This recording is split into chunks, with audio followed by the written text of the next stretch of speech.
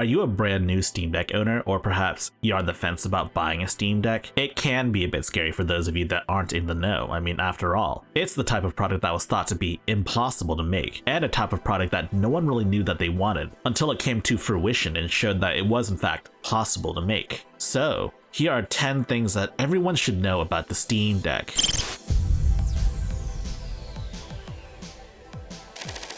The first thing you should know about the Steam Deck is that it's a full-featured PC. I mean, hell, Valve even laid it out for y'all. But you'd be surprised at how many people don't know that it's a fully featured PC. Every other Steam Deck video that I see coming out recently is someone discovering the fact that the Steam Deck is actually a computer. That's right, SteamOS doesn't just play Steam games. It also plays other games that aren't Steam games, like, for example, Minecraft. You can even run other games from other launchers, like the Epic Games Store, or Uplay, or Blizzard. There's also the fact that you can install basically whatever OS you want. You want to install Windows on it? Fine. Go ahead and install Windows on it. Want to install some other form of Linux? By all means. You want to install macOS and turn your Steam Deck into a Hackintosh? Why the hell would you want to do that? But yes, you can. The next thing you should learn about the Steam Deck is that the compatibility list is never set in stone. Games marked as unsupported can always become verified or playable later, you know, just in case Valve or the developers fix whatever's wrong with the game. Games can also be updated from playable to verified. The opposite can be true as well. Games that were marked as verified can be marked as playable or even unsupported. Downgraded rankings are often rarer than upgraded rankings, but they do happen from time to time. Probably the biggest example of this was when EA titles went from playable to unsupported. This is due to the fact that EA changed their stupid launcher from Origin to the EA app, which in turn broke compatibility for the Steam Deck for all of those games. Honestly, it's really stupid, and it should have never happened. Yet, it did anyways. The next thing you should know about the Steam Deck is that battery life greatly depends on what you're playing. There's a lot of conjecture and hearsay about how the Steam Deck has terrible battery life, that it only has like 2 hours of battery. Well, the truth is that only really applies to AAA titles running on the Steam Deck. You know, God of War, Red Dead Redemption 2, The Witcher 3, Cyberpunk 2077, you know, those types of AAA titles. But if you look beyond the modern AAA titles, I don't know, maybe some older AAA titles or some indie titles, you'll find that the battery life is more agreeable. Instead of like 2 hours, you can instead get like 7 hours on an indie title. Heck, even for AAA titles that are known to be battery hogs, you can do quite a bit of tinkering. And you can have longer play sessions, longer battery life. Your battery life is in your hands now. The next thing you should know about the Steam Deck are these global shortcuts.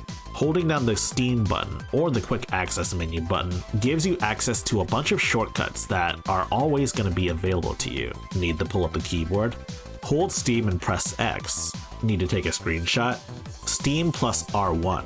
Furthermore, holding down the Steam button or the quick access menu button by itself gives you the list of shortcuts, meaning if you ever forget what these shortcuts do, just hold down the Steam button and Steam will remind you of all of these key shortcuts. Here's something you should know about the Steam sales. There are 4 major seasonal Steam sales, one for each season. I've made a couple of prior videos on how to save money during Steam sales, but let's say you don't know when these Steam sales occur.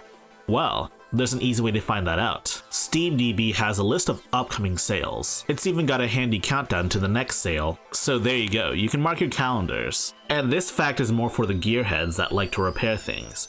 But the Steam Deck is very much repairable. The internals of the Steam Deck are very modular. You can replace the controller assembly, the SSD, the thumbsticks, the cooling assembly, the battery, and the screen. The mainboard itself can be replaced easily as well. Now, I'm not suggesting that everyone can open up their Steam Decks and swap out parts, but I am saying that it's quite easy to do so if you're even slightly familiar with opening up electronics. Heck, I even swapped out some parts in my own Steam Deck as well. I replaced my own thumbsticks with aftermarket Hall effect sticks, and I got a bigger SSD. You should be seeing a link to that video pretty soon. The next thing everyone should know about is the ability to mod your games however you please. I've made several videos about modding specific games on the Steam Deck. I've talked about modding New Vegas at least twice. I've also talked about modding just other games in general. And it's not just PC games that you can mod. You can also mod emulated titles as well.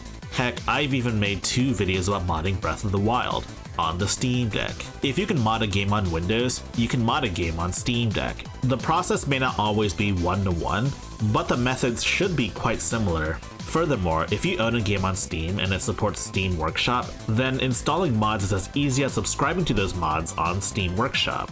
Modding is super easy, and it's super fun too. Though my personal recommendation would be for you to play the game the way it was meant to be played. Unless the game is like really buggy, or it really doesn't hold up well after all of these years. Now we're at our top 3.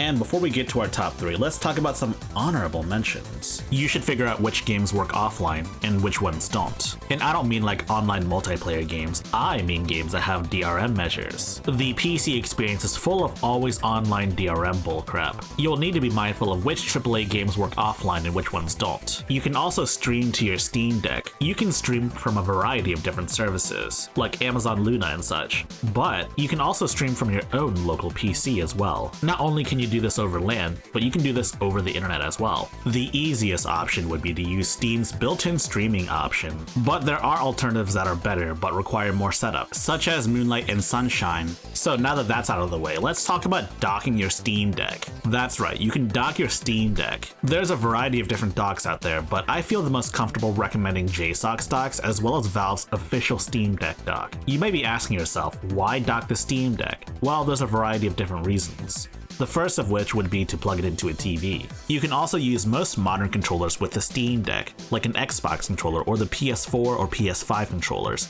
or a Nintendo Switch controller. You can either choose to connect them via Bluetooth or connect them via USB. This is my preferred use case when docking the Steam Deck. You can also use a dock to transform your Steam Deck into a fully fledged stationary PC. Dock your Steam Deck, plug in a monitor, keyboard, and mouse into your Steam Deck, and you've got a desktop setup right there. Do keep in mind though that if you plug in a lot of power-hungry USB devices into your Steam Deck, you may need a charger that has a higher charging capacity than the typical Steam Deck charger.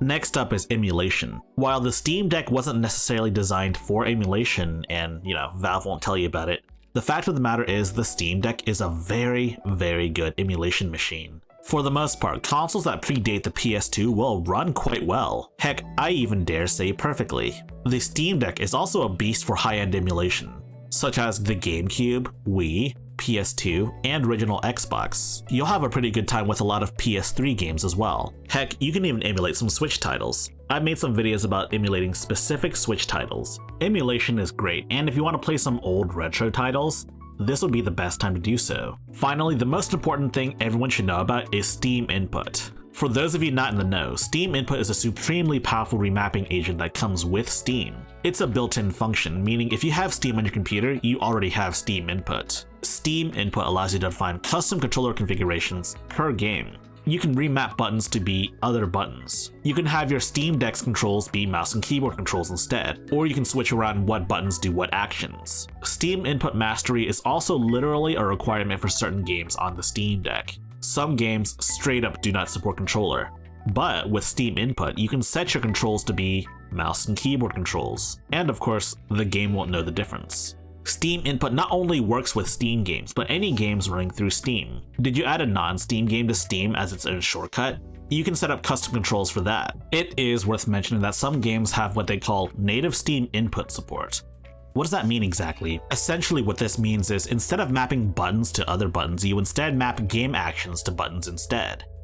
Furthermore, if a game has multiple different modes of control, like for example, Days Gone, you can define separate controls for being on foot, or being on your bike, or being in one of your various menus. You can set up individual controls for each of those different modes of control. And furthermore, that's just the tip of the iceberg. Changing buttons to behave as different buttons or different actions is kind of basic in terms of Steam Input. You can add gyro to games that don't officially support gyro. For games that have too many actions to be mapped to controls effectively, you have the ability to create what are known as radial menus, circular menus that let you select options that you define yourself. If you're familiar with messing with action layers, you can create radial menus within radial menus, nested radial menus, if you will. There are a lot of great YouTubers out there that focus on Steam Input support, like Rambletown or Mosquito. There are plenty of others that also cover it too, like Nerd Nest, and heck, I've even made some videos about Steam Input as well. though ultimately I will need to make an entire new series for the Steam Deck. If you like this video, you should check out the rest of my channel. And if you like the rest of my channel, you should like, subscribe, and click on the bell icon. When you click on the bell icon, you're ensuring that you'll be one of the first to watch my new video when it releases. And for more high-tech lowlife, check out our Discord server. Links always in the description.